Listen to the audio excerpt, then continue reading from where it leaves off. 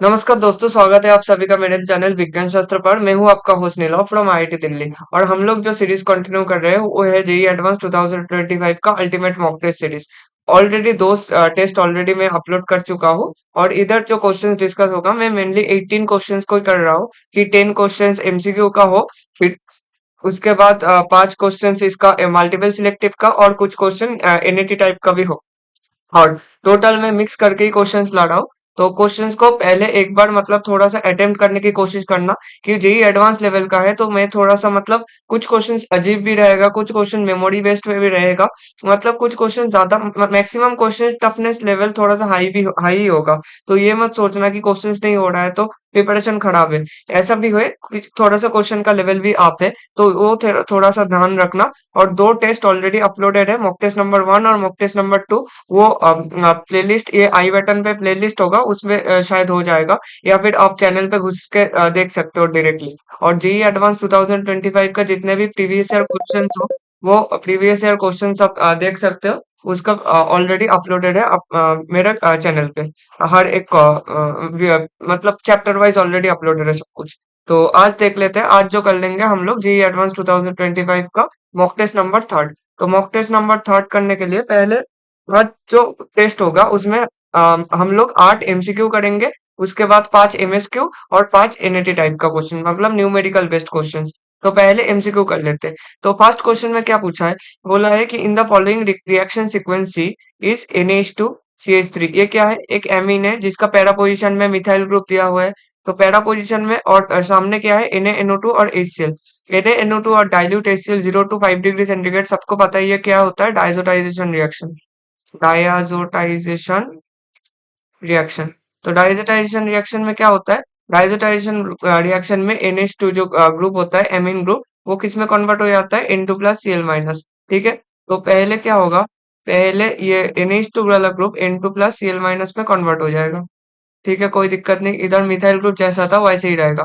उसके बाद हम लोग Cu2Cl2 और HCl ऐड करेंगे। तो Cu2Cl2 और HCl ऐड करने से क्या होगा, Cu2Cl2 और HCl इसको कन्वर्ट कर देगा, इस पूरा ग्रुप को हटा देगा और क्लोरीन में आ जाएगा, और नाइट्रोजन बाहर निकल जाएगा और मिथाइल ग्रुप ऐसे ही रहेगा।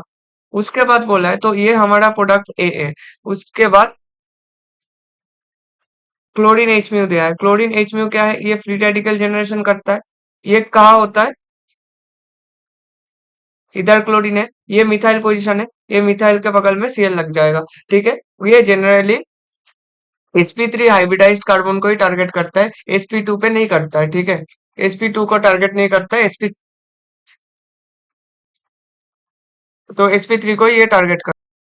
तो ये फ्री रेडिकल मैकेनिज्म से जाएगा। फ्री रेडिकल मैकेनिज्म से जाने के बाद ये CH3 पोजीशन, CH3 जो मिथाइल ग्रुप था उसके बगल में उसके साथ Cl2 अटैच्ड हो जाएगा। तो ये जो प्रोडक्ट है ये बी है।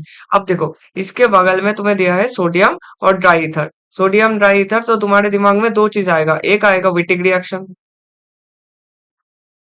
और ये एक आएगा कि फिटिक reaction. Sorry, arts arts reaction, sorry sorry.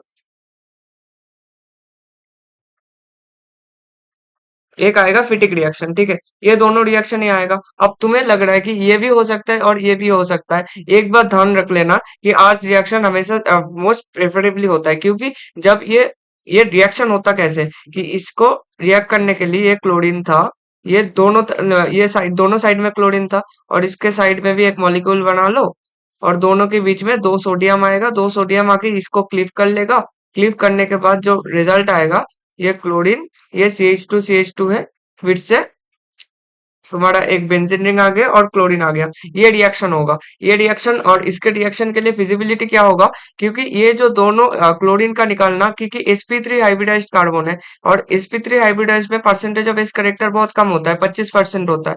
और ये sp2 हाइब्रिडाइज्ड कार्बन है, तो sp और क्लोरीन के बगल में लोन पेयर ही है। तो क्लोरीन और ये बेंजीन के बीच में जो बॉन्ड होगा ना, ये बॉन्ड के बीच में थोड़ा सा पार्शियल डबल बॉन्ड करेक्टर भी आ जाता है, क्योंकि रेजोनेंस वगैरह बहुत कुछ होता है, प्लस एम माइनस एम बहुत कुछ होता है। तो पार्शियल डबल बॉन्ड कैरेक्टर होता है,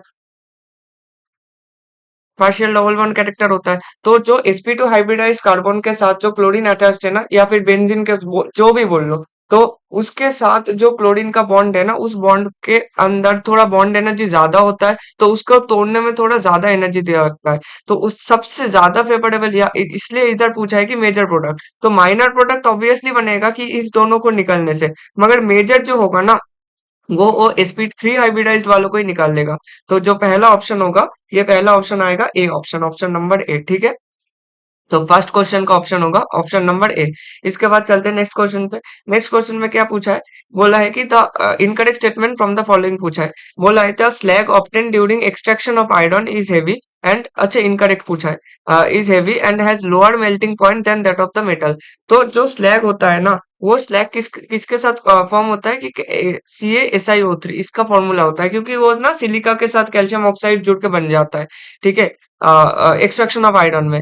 तो वो हेवी नहीं होता, वो होता है कि लाइटर, क्योंकि उसे निकालना पड़ता है, वो लाइटर होता है। एंड उसका जो मेल्टिंग पॉइंट होता है ना, and it has less melting point than that of the metal, than that of the metal, ठीक है, मेटल से कम मेल्टिंग पॉइंट होता है, तो इसका इनकरेक्ट स्टेटमेंट तो यही होगा। और टेम्परेचर बिलो 983 केल्विन, कोक को यूज करते हैं हम लोग, कोक को भी यूज कर सकते हैं, कार्बन सॉलिड, और ये कार्बन मोनोक्साइड भी यूज होता है इस cheap reducing agent in blast furnace, ठीक है, कोई दिक्कत नहीं, ये स्टेटमेंट तो करेक्ट स्टेटमेंट है। फिर बोला in zone refining impurities move in the direction of the heater, ये भी सही है।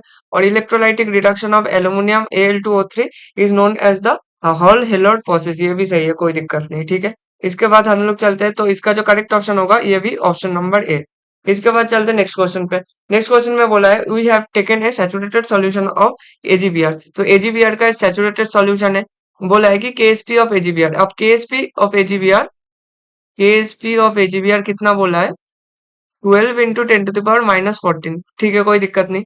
अब पूछा है कि if 10 to the power -7 moles of AgNO3 are added to 1 litre of the solution, अगर on 10 to the power -7 moles को 1 लीटर सॉल्यूशन में दिया है, तो Ag प्लस और NO3 माइनस में टूट जाएगा, क्योंकि AgNO3 किस में, AgNO3 स्ट्रॉन्ग सॉल्ट, मतलब स्ट्रॉन्ग सॉल्ट है, तो ये Ag प्लस और NO3 माइनस में टूट जाएगा, सीधी बात है। और इसका अगर 10 to the power -7 मोल्स है, तो इसका भी 10 to the power -7 मोल्स होगा, इसका भी 10 to the power -7 मोल्स होगा।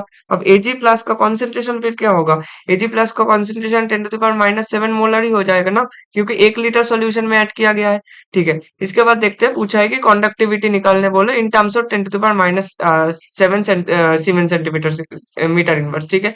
तो पहले देख लेते हैं केएसपी होता क्या है। केएसपी होता है कि जो सॉल्ट होता है स्पेयरिंगली सोल्यूबल सॉल्ट, क्या होता है, स्पेयरिंगली सोल्यूबल सॉल्ट, स्पेयरिंगली सोल्यूबल मतलब जो कि थोड़ा सा ही टूटता है। तो AgBr थोड़ा सा टूटेगा, थोड़ा सा किसी में टूटेगा, इसको पूरा मत उठा देना, क्योंकि ये AgBr सॉल्ट ही ऐसा होता है कि ये बहुत कम टूटता है। तो अगर कोई मतलब कंप्लीट डिसोसिएशन दिखा रहा है इसमें, वो गलत है, ठीक है। तो Ag प्लस और Br माइनस में टूटेगा, कोई दिक्कत नहीं। अब Ag प्लस और Br माइनस में अगर टूट रहा है, कि मान लो अब तुम्हें पता नहीं कितने में टूटेगा, तो मान लो कि इसका एस एस में टूट गया है, इसका भी एस में टूट गया है, या फिर एक्स मान सकते हो, कुछ कुछ भी मान सकते हो, तुम एक्स ही मान लो इसका सॉल्युबिलिटी एक्स है, तो इसका एक्स मोल्स टूटा है, इसका भी एक्स मोल्स टूटा है। अब इसका जो AgNO3 का सॉल्यूशन आपने ऐड किया कॉन्सेंट्रेशन में, तो सिल्वर आयंस का, तो इसका मतलब होता है क्या, AgBr क्या है, AgBr एक तुम्हारा स्पेयरिंगली सॉल्युबल है, मतलब पूरा टूटेगा नहीं। तो मान लो कि Ag प्लस भी एक्स मोल्स में टूटा, और Br माइनस भी तुम्हारा एक्स कॉन्सेंट्रेशन या फिर एक्स मोल्स में टूटा, ठीक है। तो इसके बाद जो तुम्हारा AgNO3 दिया है, तो ये Ag प्लस भी इसमें ऐड हो जाएगा ना, क्योंकि ये 10 to the power -7 वाला मोल्स भी इसके साथ, क्योंकि ये दोनों Ag प्लस तो सेम ही होगा ना, तो ये दोनों एक साथ आ जाएगा। तो मान सकते हो कि x plus 10 to the power -7 होगा, जब तुम AgNO3 इसमें ऐड कर दियो। AgNO3 जब इसमें डाल दियो, तो x plus 10 to the power -7 हो जाएगा, और Br माइनस एक्स ही रहेगा, ठीक है। अब देखो तुम्हारा KSP जो है, KSP क्या होता है, KSP होता है कांस्टेंट टर्म, ये तो चेंज नहीं होगा। अगर ये चेंज नहीं होगा, तो KSP तुम्हारा डिसोशिएट कितना होगा, वो KSP इजिकल टू कितना होगा, KSP अगर AgBr का निकालने बोले, तो AgBr का कितना होता है, x plus 10 to the power -7 into x, यही रहेगा। और ये किसके इक्वल होगा, 12 इंटू 10 to the power -14 के। तो इसको अगर करोगे, तो X square plus 10 to the power -7 X -12 × 10⁻14 equal to 0 आएगा। तो इसको अगर उधर से डायरेक्टली निकाल लो तो इसका वैल्यू कितना आएगा, -10⁻7 minus square root of B square मतलब 10⁻14 आएगा, -4 AC 4 इंटू 48 हो जाएगा, प्लस हो जाएगा 48 इंटू 10⁻14, ये 14 होगा। ठीक है, ये 14 है। हाँ, ठीक है, तो ये आएगा। तो ये अगर आ रहा है तो इसका डिवाइडेड बाई 2, तो -10⁻7 माइनस 48 49, तो 7 इंटू, तो 49 का रूट ओवर कितना आएगा, 7 आएगा। तो 7 इंटू 10⁻7 बाई 2, तो इसका इक्वल टू कितना आ रहा है, तो -8 इंटू 10⁻4 आ रहा है, -8 आ रहा है ना, सॉरी, 10⁻- b आ रहा है। ये प्लस माइनस होगा ना, सॉरी, ये प्लस माइनस होगा। तो इसका -8 नहीं, इसका 7 - 1, इसका 6 होगा। 6/2 इंटू 10⁻7, तो इसका कितना आ रहा है, 3 इंटू 10⁻7 मोलर। तो जो तुम्हारा कॉन्सेंट्रेशन आ रहा है एक्स का, वो कितना आ रहा है, 3 इंटू 10⁻7 मोलर। अब एक्स का कॉन्सेंट्रेशन तुम्हारा निकल गया 3 इंटू 10⁻7 मोलर। अब तुम्हें निकालना क्या था, निकालना था कॉन्डक्टिविटी। हाँ, देखो, अब कॉन्डक्टिविटी के लिए तुम्हें कॉन्डक्टिविटी निकालना है ना, स्पेसिफिक कंडक्टेंस, कॉन्डक्टिविटी या फिर बोलो स्पेसिफिक कंडक्टेंस, स्पेसिफिक कंडक्टेंस। तो उसका फॉर्मूला क्या होता है, उसका फॉर्मूला तुम्हारा के इजिकल टू क्या होता है, के इजिकल टू सी लैम्डा। सी क्या है, तुम्हारा कॉन्सेंट्रेशन है, सी तुम्हारा कॉन्सेंट्रेशन, और लैम्डा क्या है, लैम्डा तुम्हारा इधर से आ जाएगा, वो है कंडक्टिविटी, तुम्हारा कंडक्टिविटी एट इनफाइनाइट डाइल्यूशन जो भी है। ठीक है, तो तुम्हें पहले कॉन्सेंट्रेशन निकालना पड़ेगा। अब टोटल जो तुम्हें सॉल्यूशन टर्म्स के लिए, जस्ट अ मिनट, मैं नेक्स्ट पेज में चला जाता हूँ।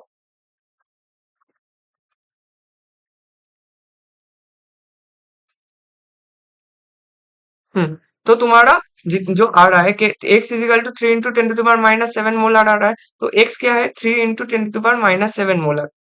अब ये x क्या है, x तो डिसोसिएशन अमाउंट था ना, एक डिसोसिएशन अमाउंट था, या फिर जो भी बोलो, अब एक डिसोसिएशन अमाउंट था, मगर तुम्हें कॉन्सेंट्रेशन निकालने के लिए तुम्हें हर एक सॉल्ट का कॉन्सेंट्रेशन निकालना पड़ेगा। अब आयंस का, तो आयंस कितना कितना है, Ag प्लस है, एक तो NO3 माइनस है, एक तो Br माइनस है। और Ag प्लस का कॉन्सेंट्रेशन कितना था, x इंटू 10⁻7 मोलर। तो इसका कितना था, Ag प्लस का था x x sorry, x plus 10⁻7, x plus 10⁻7 molar था। और Br माइनस का कितना था, और NO3 माइनस का कितना था, देखो।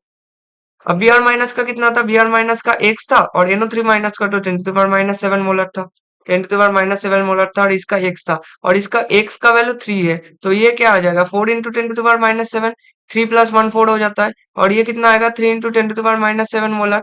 ये तीनों का वैल्यू आ गया। अब ये तीनों का वैल्यू जब आ गया, तो इसके बाद आता है स्पेसिफिक कंडक्टेंस, इसके बाद आता है स्पेसिफिक कंडक्टेंस।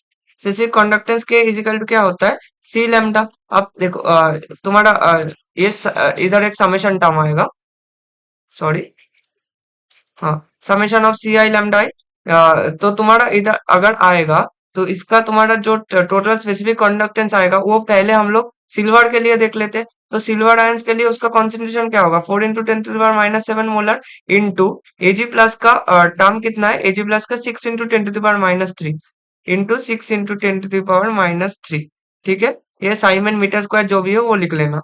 इसका यूनिट कितना है, siemens metre square mole inverse, siemens metre square mole inverse. वो हर एक के लिए मैं बार बार नहीं लिखूंगा। ठीक है, उसके बाद बी आर माइनस का कॉन्सेंट्रेशन 3 इंटू 10⁻7 है, इंटू कितना होगा, इंटू तुम्हारा 8 इंटू 10⁻3, 8 इंटू 10⁻3, प्लस तुम्हारा इधर 10⁻7 है, जो कि है NO3 माइनस का, और NO3 माइनस का कितना बोला है, 7 into 10⁻3, into 7 into 10⁻3 Simon centimetre square, जो भी है वो बार बार नहीं लिख रहा हूँ। तो इससे कितना आ रहा है, 24 आ रहा है, 24 इंटू 10⁻10 हर एक में आएगा। तो इसका मैं टोटल प्लस कर लेता हूँ, 24 प्लस 24 आएगा, और फिर आएगा 7, तो इंटू 10⁻10 होगा। तो इसका कितना आएगा, 24 प्लस 7 55, 55 इंटू 10⁻10 आ रहा है। कुछ गलत तो नहीं कर रहा हूँ, क्योंकि 10⁻7 टर्म्स में बोला है। तो साइमन मीटर स्क्वायर है, साइमन मीटर स्क्वायर है, कोई दिक्कत नहीं। हम्म 1 लीटर सॉल्यूशन बोला है, सब कुछ चाहिए। तो इसका तो 55 आ रहा है मुझे जितना तक पता है। अब 10⁻⁻7 में आएगा तो 55,000 तो नहीं आ रहा है ना। ओ सॉरी, हम लोग कप्पा को इधर जो फॉर्मूला होता है ना, वो फॉर्मूला तो ये होता है ना कि उसमें हम लोग 1000 कंसिडर करते हैं ना। Kappa is equal to 1000 c/λ। तो ये इधर तो 1000 एक टर्म होगा, तो इसका जो टोटल टर्म आ रहा है, इसका इसका 55 इंटू 10⁻⁻7 होगा। तो ये 55 जो आ रहा है, ये तुम्हारा परफेक्ट आंसर आ रहा है। ठीक है, तो तुम्हारा जो करेक्ट ऑप्शन होगा, थर्ड का ऑप्शन नंबर ए आएगा। ठीक है, उसके बाद हम लोग चलते हैं नेक्स्ट क्वेश्चन पे। नेक्स्ट क्वेश्चन बोला है कि at Boyle's temperature a real gas behaves like an ideal gas irrespective of the pressure. तो इनकरेक्ट स्टेटमेंट पूछा है, तो इनकरेक्ट स्टेटमेंट तो वही है ना कि Boyle's temperature at real gas behaves like an ideal gas irrespective of the pressure. तो इसमें क्या होगा, देखो, बॉइल्स टेम्परेचर में क्या होता है, बॉइल्स टेम्परेचर में वाइड रेंज ऑफ प्रेशर में ए बॉइल्स टेम्परेचर रियल गैस क्या करता है, real gas acts like a ideal gas for a wide range of pressure, for a wide range of pressure. तो वही है ना। तो सीधा सीधा मुद्दा वही बता रहा है कि इरेस्पेक्टिव ऑफ प्रेशर, प्रेशर जितना भी हो सकता है, तो वे Boyle's temperature at Boyle's temperature में रियल गैस आइडियल गैस की तरह ही बिहेव करेगा। तो ये स्टेटमेंट तो थोड़ा सा सही है। तो इसके बाद बोला है at critical point Z is equal to 3/8। अब क्रिटिकल टेम्परेचर क्या होता है, क्रिटिकल पॉइंट, अब जेड जो होता है, जेड क्या होता है, 1 + pv/rt, 1 + pv/rt, और क्रिटिकल पॉइंट बोला है। तो जब क्रिटिकल पॉइंट इसने बोला है, क्रिटिकल पॉइंट पे तुम्हें पता है अच्छे से, क्रिटिकल पॉइंट में अगर मैं एक एक टर्म बोलूं, तो क्रिटिकल पॉइंट में टेम्परेचर कितना होता है, temperature is equal to 8a/27 Rb होता है। वॉल्यूम कितना होता है, Vc is equal to, Vc मतलब at critical temperature critical point volume कितना हो रहा है, वॉल्यूम 3v के बराबर होएगा। और पीसी कितना आएगा, पीसी आएगा तो तुम्हारा a/27 v², a/27 v², ये आ रहा है। और तुम्हारा जो जेड है, जेड इक्वल टू कितना है, जेड इक्वल टू 1 + pv/rt। तो इसके ऊपर तुम जब क्रिटिकल पॉइंट पे देख रहे हो, तो ये पीसी होगा और ये टीसी होगा। तो अगर पीसी और टीसी हो रहा है, तो पीसी और टीसी के जगह अपना वैल्यू पुट कर दो। पीसी के जगह पुट कर दो a/27 v² into B by R into TC. TC के जगह क्या लिख रहे हो, टीसी के जगह लिख रहे हो 8a/27 आरबी। तो 27 आरबी, तो तुम्हारा बी और बी दोनों भी कट गया, आर और आर कट गया, 27 27 कट गया, ए कट गया। तो 1 + 1/8, 1 + 1/8 करोगे तो 9/8 आएगा, सीधी बात है। तो z इज इक्वल टू 3/8 तो नहीं आ रहा है, ये बी ऑप्शन गलत है। अब देखो, बोला है कि ऑन इंक्रीजिंग द टेम्परेचर, मतलब इनकरेक्ट स्टेटमेंट पूछा है, तो ये B option is the correct option. तो फोर्थ का बी होगा। सी और डी पॉइंट देख लेते हैं। बोला है कि on increasing the temperature 4 times coalition frequency Z1 becomes double at constant volume. तो जो कॉलिशन फ्रीक्वेंसी होता है वो Z1 होता है। देखो ये अलग है, ये जेड अलग है। ठीक है, ये कॉलिशन फ्रीक्वेंसी का जेड है। कॉलिशन फ्रीक्वेंसी का जेड है। कॉलिशन फ्रीक्वेंसी किसके प्रोपोर्शनल होता है, रूट ओवर ऑफ टेम्परेचर। और जब कांस्टेंट वॉल्यूम में टेम्परेचर को तुम 4 टाइम्स कर रहे हो, तो ये कितना टाइम्स हो जाएगा, स्क्वायर रूट है, तो ये कितना टाइम्स इंक्रीज होगा, ये 2 टाइम्स होगा। तो ये डबल है, कोई दिक्कत नहीं, ये स्टेटमेंट सही है। और लास्ट बोला है कि at high pressure van der Waals constant b dominates over a. अब वेंडरवाल कांस्टेंट बी, अगर ये तुम्हें याद ना है ना कि हाई प्रेशर में क्या होगा, देखो सिंपल फंडा है कि वेंडरवाल इक्वेशन लिख लो। तुम वेंडरवाल गैस इक्वेशन लिख लो, वेंडरवाल गैस इक्वेशन। तुम वेंडरवाल गैस इक्वेशन लिख लो। वेंडरवाल गैस इक्वेशन हम लोग क्या बोलते हैं कि van der Waals gas equation P plus n² / a/v² v - nb is equal to nRT। अब अगर तुम 1 मोल के लिए इसको लिख लो, तो क्या आएगा, P प्लस a/v² v - b is equal to RT। अब देखो, तुमने क्या किया, प्रेशर को हाई प्रेशर कर दिया।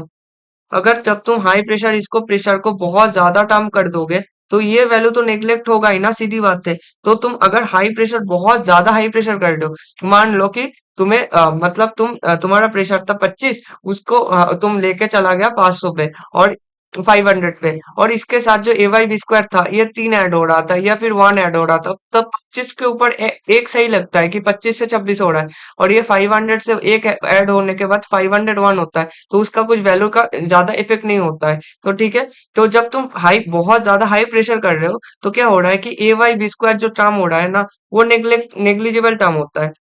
नेग्लिजिबल हो जाता है in respect to with respect to pressure term, with respect to pressure term हो जाता है, ठीक है। तो ये क्या हो जाता है, तो तब क्या, तब तुम्हारा इक्वेशन किस में कन्वर्ट हो जाएगा, P into V minus B equal to R T.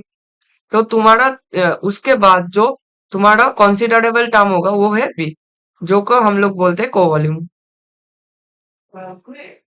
ठीक है।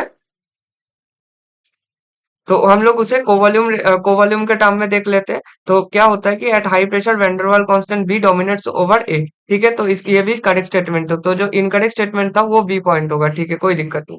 उसके बाद बोला है कि फोटो में एक क्वेश्चन है कि photochemical smoke can be reduced by, photochemical smoke कैसे रिड्यूस होगा, फोटोकेमिकल स्मोक में कैटालाइटिक कन्वर्टर यूज होता है। कैटालाइटिक कन्वर्टर इन ऑटोमोबाइल्स ये क्या करता है, ये रिलीज करते हैं, prevent the release of nitrogen dioxide,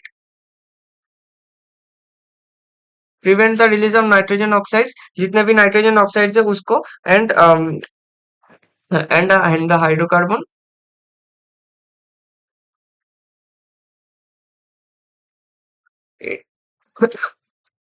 into the atmosphere. तो ये इसका काम होता है, ये थोड़ा सा हार्मफुल गैसेस को एटमॉस्फेयर में मिलने से प्रिवेंट कर देता है। तो ये ऑप्शन तो सही है। तो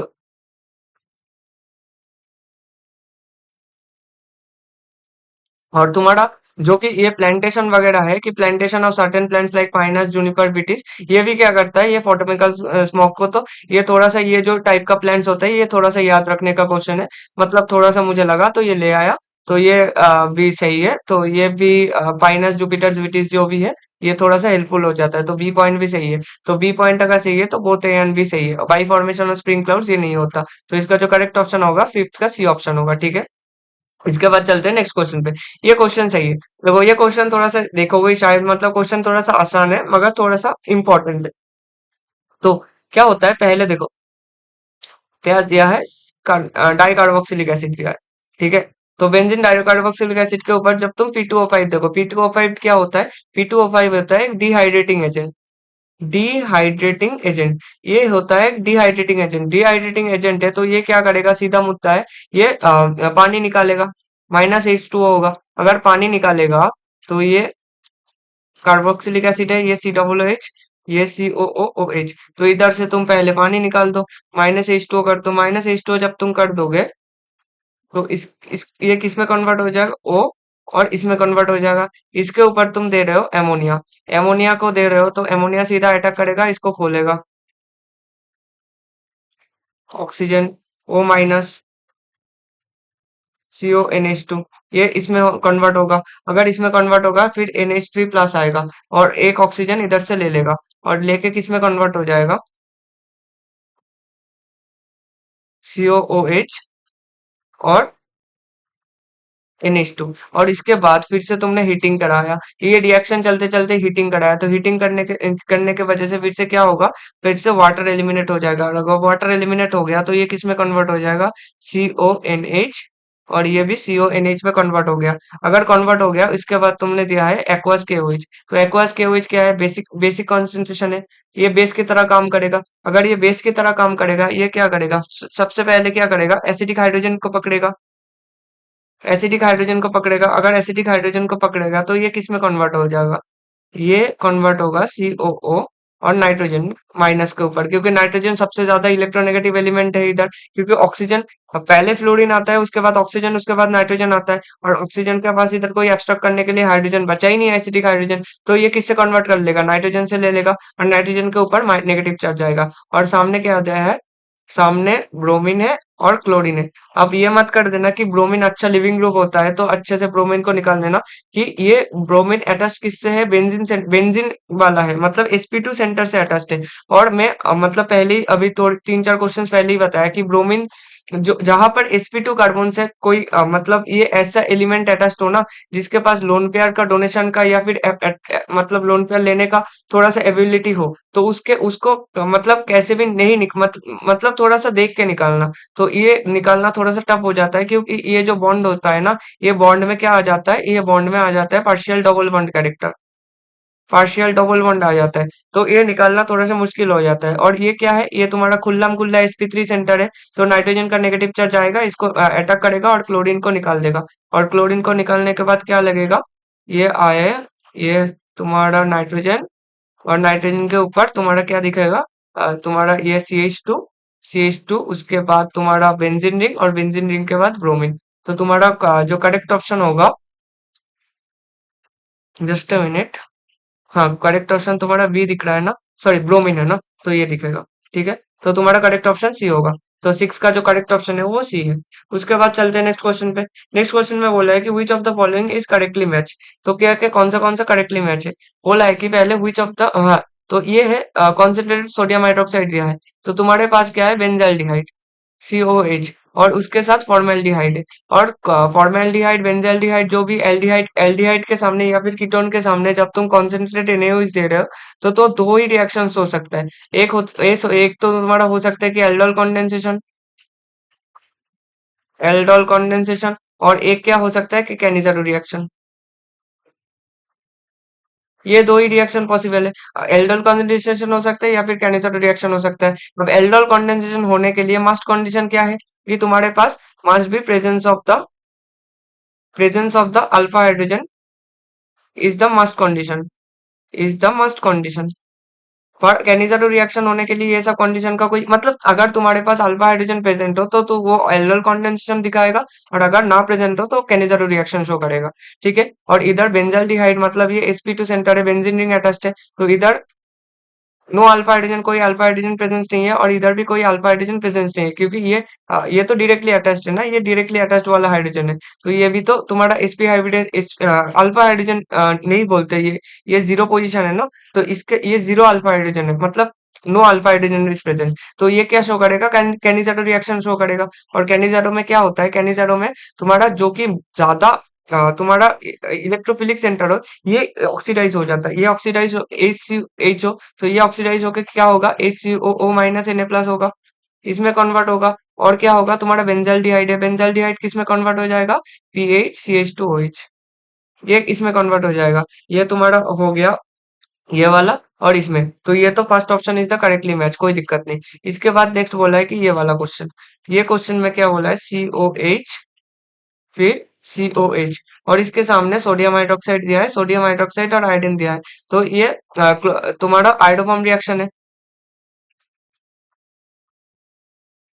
आइडोफॉर्म रिएक्शन है। आइडोफॉर्म रिएक्शन के लिए OH माइनस क्या करेगा, इधर से OH माइनस पहले एक तुम्हारा H माइनस को निकालेगा, और इसके साथ लास्ट में क्या होता है, मतलब आइडोफॉर्म रिएक्शन है तो सीधी बात है। हाँ, तुम्हें ये लग रहा है कि इधर भैया तीन अल्फा हाइड्रोजन का प्रेजेंस नहीं है ना, तो ये नहीं होगा, तो पहले COOH माइनस आएगा और इधर से पूरा टूट देगा, तो ये बन जाएगा सीधा कंपाउंड CH3, ऐसे ऐसे कुछ कंपाउंड बनेगा, और फिर उसको जाके उसने वो रिमूव करके उसको बना देगा 2HCONA+CHI3, मतलब आयोडोफॉर्म में बना देगा, कोई दिक्कत नहीं। तो ये वाला भी सही है। तो इसके बाद बोला है कि ये कीटोन है, और कीटोन के ऊपर NH2 और H+ दिया है, और OH माइनस और हीट दिया है नेक्स्ट ऑप्शन में। तो ये तुम्हें मतलब थोड़ा सा अजीब लगेगा, मगर मतलब अगर किसी को पता है, तो ये क्या क्या होता है कि ओल्फिश्नर रिडक्शन, ओल्फिश्नर रिडक्शन होता है। अगर ओल्फिश्नर रिडक्शन होता है, तो ये कार्बोनिल को किस में कन्वर्ट कर देता है, कार्बोनिल के जगह कि दो ऑक्सीजन के जगह वो क्या ले आता है, दो ऑक्सीजन के जगह वो ले आएगा दो हाइड्रोजन। तो इधर एक ऑक्सीजन के जगह दो हाइड्रोजन आ जाएगा, तो ये रिडक्शन हो जाएगा, OH में तो कन्वर्ट नहीं होगा। तो ये थर्ड ऑप्शन गलत है। इसके बाद फोर्थ ऑप्शन में आते हैं, फोर्थ ऑप्शन में क्या है, तो थर्ड ऑप्शन गलत है, मतलब बी और सी गलत है। फोर्थ ऑप्शन में OH है, OH है, इसके साथ PI3 दिया है, PI3 दो इक्विवेलेंट, PI3 अगर दो इक्विवेलेंट दिया है, तो दो OH के जगह दो आयोडीन लग जाएगा। उसके बाद क्या होगा, हीटिंग किया है, तो ये आएगा और इसको निकाल देगा, तो ये किस में कन्वर्ट हो जाएगा, एल्किन में कन्वर्ट हो जाएगा। ठीक है, और I2 निकाल जाएगा। तो इसका जो करेक्ट ऑप्शन होगा ये डी ऑप्शन होगा, A B and D, sorry one two and four. Third option क्लीमेंशन reduction है, ओल्फ किस्टन रिडक्शन है, तो ये तो नहीं होगा। ठीक है, इसके बाद लास्ट वाले मतलब ये वाले क्वेश्चन में चलते हैं। ये वाले क्वेश्चन में डायरेक्टली बोला है कि, जस्ट सेकंड,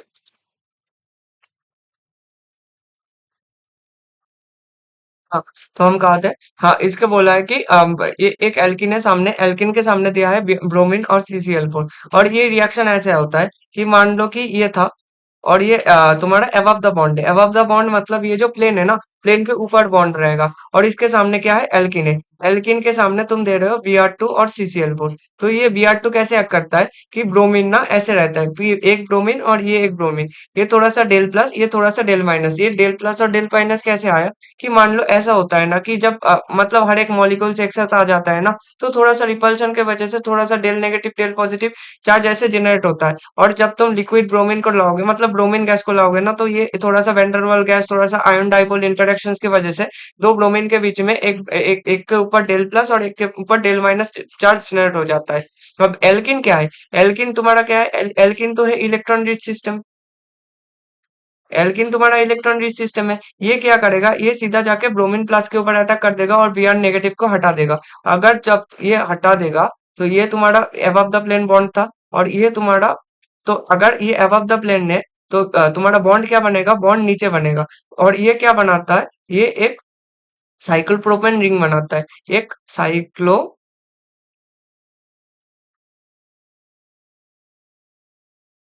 प्रोपेन रिंग बनाता है। साइक्लोप्रोपेन मतलब तीन कार्बन का, three carbon three member ring, three member ring जो भी बोलो, थ्री मेंबर रिंग बनाता है। और ये जो कार्बोकैटायन बना ना, ये ब्रोमीन के ऊपर पॉजिटिव चार्ज आएगा। अगर ब्रोमीन के ऊपर पॉजिटिव चार्ज आएगा, ये तुम्हारा एक क्लासिकल नॉन क्लासिकल कार्बोकैटायन है। ये क्या है, नॉन क्लासिकल कार्बोकैटायन। ये अगर एक नॉन क्लासिकल कार्बोकैटायन है, तो तुम्हारा देखो इसके बाद ब्रोमीन माइनस आएगा, और ब्रोमीन माइनस इधर से भी अटैक कर सकता है, इधर से भी अटैक कर सकता है।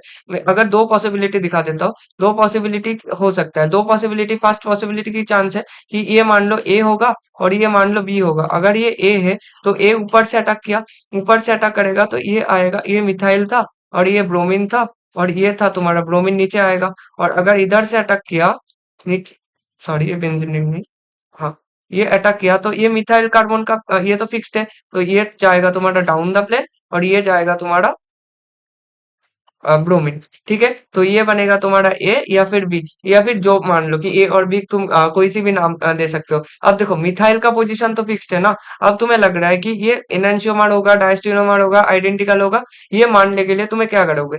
देखो तुम्हें सीधा लग रहा है कि ये देखो, ये जो है, मैं इधर से ही दिखा देता हूँ सीधा। हाँ, ये मिथाइल का पोजीशन तो फिक्स्ड है ना, ये मिथाइल का पोजीशन फिक्स्ड है। और देखो ये ब्रोमीन के साथ, ये ब्रोमीन तो बिल्कुल उल्टा जा रहा है, और इसके साथ भी इसका उल्टा जा रहा है। तो दोनों का उल्टा जा रहा है, एक का सही जा रहा है, तो ये तो पक्का डायस्टेरियोमर है। और मैं एक एक चीज बोल रहा हूँ, ये हमेशा याद रख लेना। अगर पहले से सबस्ट्रेट में, देखो ये जो सबस्ट्रेट है ना, ये सबस्ट्रेट से ही तो रिएक्शन हो रहा है।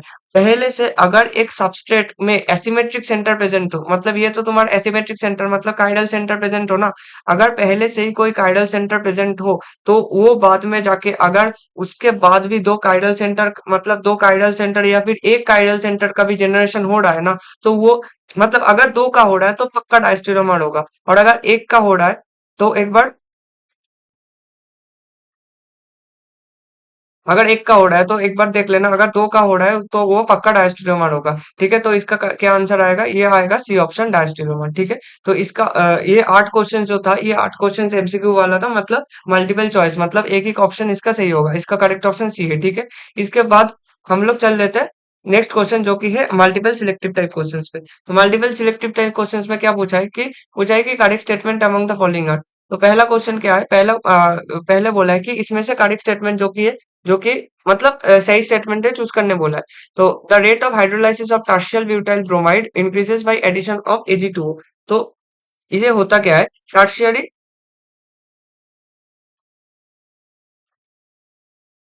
टर्शियरी ब्यूटाइल ब्रोमाइड मतलब कार्बन के तीनों सेंटर पे मिथाइल मिथाइल मिथाइल प्रेजेंट हो, और उसके साथ ब्रोमीन अटैच्ड हो। ठीक है, सही बात है। अगर इसमें से ब्रोमीन अटैच्ड हो, तो ब्रोमीन क्या करेगा, ये रिएक्शन अगर तुम हाइड्रोलाइसिस करोगे, मतलब H3O प्लस से डिनोट करोगे, तो ये किस में कन्वर्ट होगा? सी हाँ, जब तुम क्वेश्चन का अप्रोच करोगे तो सीधा मुद्दा पहले यही आएगा कि टर्शियरी ब्यूटाइल ब्रोमाइड को बना लेना। अब अगर हाइड्रोलाइसिस कर रहे हो मतलब ब्रोमीन के जगह क्या आएगा, ब्रोमीन के जगह आएगा ओएच आएगा। तो ठीक है, तो पहले अगर ये हाइड्रोलाइसिस रिएक्शन है तो कार्बन को ये टर्शियरी कार्बोकटाइल टर्शियरी कार्बन है। तो टर्शियरी कार्बन किस रिएक्शन से जाता है, SN1 रिएक्शन से जाता है, जहां पर तुम्हारा यूनिमोलिकुलर रिएक्शन होता है, मतलब कार्बोकैटायन फॉर्मेशन होगा। कार्बोकैटायन इसलिए फॉर्मेशन होगा क्योंकि इधर 9 अल्फा हाइड्रोजन है, तो ये कार्बोकैटायन जो कि होगा ये बहुत ही ज्यादा स्टेबल कार्बोकैटायन होगा, ये थोड़ा सा इंटरमीडिएट स्टेबल है, ठीक है। इसके बाद क्या है, इसके बाद तुम्हारा वही वाटर आएगा। वाटर और ऑक्सीजन इधर अटैक कर देगा, इधर अटैक करने के बाद Me3C वही जनरेशन हो जाएगा। ठीक है, कोई दिक्कत नहीं। अब इसमें बोला है कि रेट ऑफ हाइड्रोलाइसिस इंक्रीज होता है बाई एडिशन ऑफ Ag2O। अब Ag2O का मतलब क्या होता है, Ag2O का मतलब होता है इसमें प्रेजेंट होता है कि OH माइनस आयंस भी होता है, AgOH भी होता है, मतलब सीधा मुद्दा है कि इसमें Ag2O का जब एक्वस सॉल्यूशन बोला गया है ना, Ag2O का एक्वस सॉल्यूशन या फिर Ag2O बोला गया है, तो उसमें प्रेजेंट है OH माइनस आयंस प्रेजेंट है।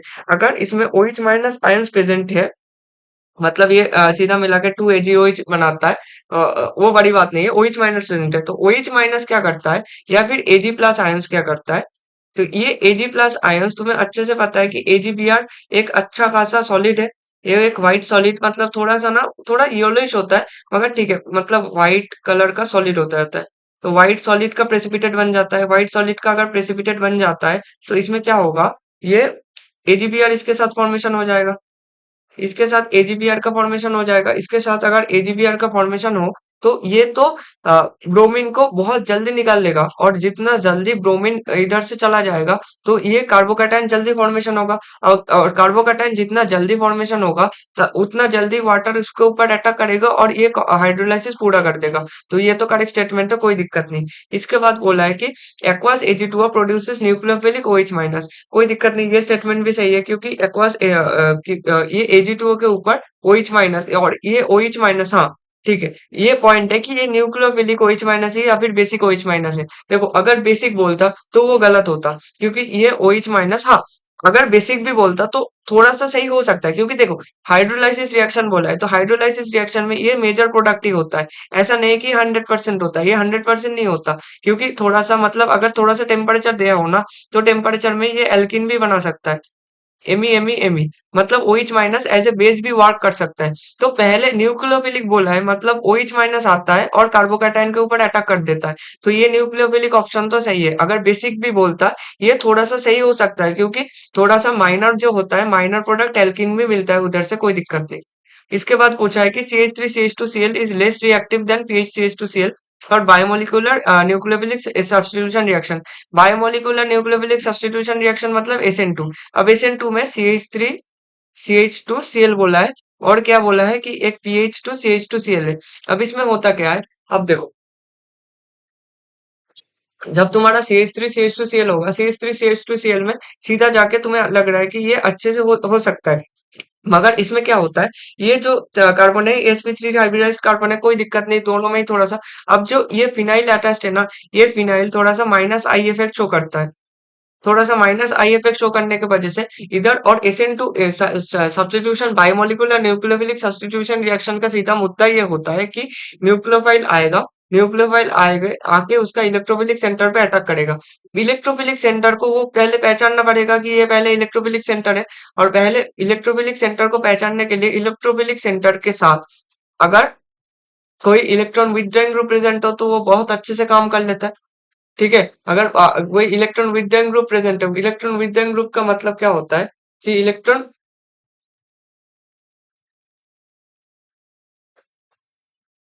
तो ये न्यूक्लियोफाइल की तरह अटैक करेगा। तो अगर न्यूक्लियोफाइल की तरह अटैक कर रहा है तो सीधी बात है इसका माइनस आई इफेक्ट भी, हाँ इसका माइनस आई इफेक्ट भी है, ये न्यूक्लियोफाइल अटैक कर सकता है। तो इसका सीधा मुद्दा है कि जितना ज्यादा इलेक्ट्रोफिलिक सेंटर होगा उतना अच्छे से न्यूक्लियोफाइल आ सकता है और अटैक कर सकता है। तो ये लेस रिएक्टिव तो नहीं होगा, हाँ लेस रिएक्टिव होगा, कोई दिक्कत नहीं। तो इसका जो करेक्ट ऑप्शन होगा ये सी ऑप्शन भी करेक्ट होगा इसका। इसके बाद नेक्स्ट ऑप्शन क्या रहता है, रेट ऑफ SN2 रिएक्शन होता है। अब SN2 रिएक्शन का पेपर होता है, मैंने बोला कि इस SN2 रिएक्शन के लिए सीधा बाइमोलिक्यूलर रिएक्शन होता है। बाइमोलिक्यूलर रिएक्शन में क्या होता है कि बाइमोलिक्यूलर रिएक्शन जब होता है तो कोई न्यूक्लियोफाइल आता है, कोई न्यूक्लियोफाइल आके न्यूक्लियोफाइल आके अटैक करता है इलेक्ट्रोफिलिक सेंटर पे। तो इसका न्यूक्लियोफाइल आके अटैक करता है सीधा इलेक्ट्रोफिलिक सेंटर पे। और ये एसेंटो रिएक्शन कब फेवर्ड होता है, जब तुम्हारा थोड़ा सा 1 डिग्री के लिए सबसे ज्यादा होता है, उसके बाद 2nd डिग्री, उसके बाद 3rd डिग्री आता है, और इधर रिएक्शन पूरा उल्टा दिया है डायरेक्ट। ये तो गलत होगा। तो इसका करेक्ट ऑप्शन जो होगा ये ए बी और सी ऑप्शन आएगा, ठीक है। इसके बाद हम लोग चलते हैं नेक्स्ट क्वेश्चन पे।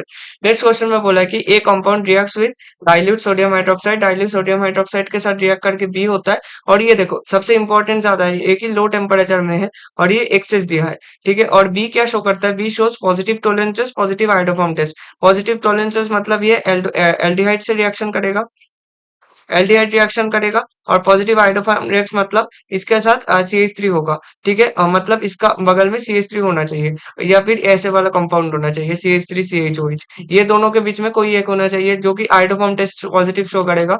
और सी पूछा है कि पॉसिबल, उसके बाद OH माइनस हीट दिया है। तो इसके पहले जब डाइल्यूट सोडियम हाइड्रोक्साइड को तुम लो टेम्परेचर में दोगे, तो ये सोडियम हाइड्रोक्साइड, तुम्हें पता है कि sodium hydroxide acts as a base. तो ये बेस कब कम करता है, ये सोडियम हाइड्रोक्साइड ऐसे तो होता है हाइग्रोस्कोपिक को, थोड़ा सा हाथ में लोगे तो हाथ में तो ये होता है एक्सोथर्मिक रिएक्शन होता है। तो एक्सोथर्मिक रिएक्शन की वजह से ये हीट जनरेट कर देता है, ठीक है। मगर ये लो टेम्परेचर में जब होता है ना, तो इस सोडियम हाइड्रोक्साइड की बेस की जगह ये एक्ट होता है न्यूक्लियोफाइल की तरह। ये न्यूक्लियोफिलिक रिएक्शन शो करता है, न्यूक्लियोफिलिक रिएक्शन शो कर देता है। अगर न्यूक्लियोफिलिक रिएक्शन शो कर देता है, तो तुम्हारा पहले तो ये फिनाइल रिंग है, फिनाइल रिंग और दो ब्रोमीन है। तो ये पहले ब्रोमीन के जगह सब्स्टिट्यूट होके दो OH आ जाएगा। ये इधर भी क्या आ जाएगा, दो OH आ जाएगा। तो एक एक कार्बन के ऊपर दो OH तो हो नहीं सकता, और इधर से पानी निकल जाएगा। पानी अगर निकल जाएगा तो किस में कन्वर्ट हो जाएगा, ये इसमें कन्वर्ट हो जाएगा कीटोन में। और ये किस में कन्वर्ट हो जाएगा, एल्डिहाइड में कन्वर्ट हो जाएगा।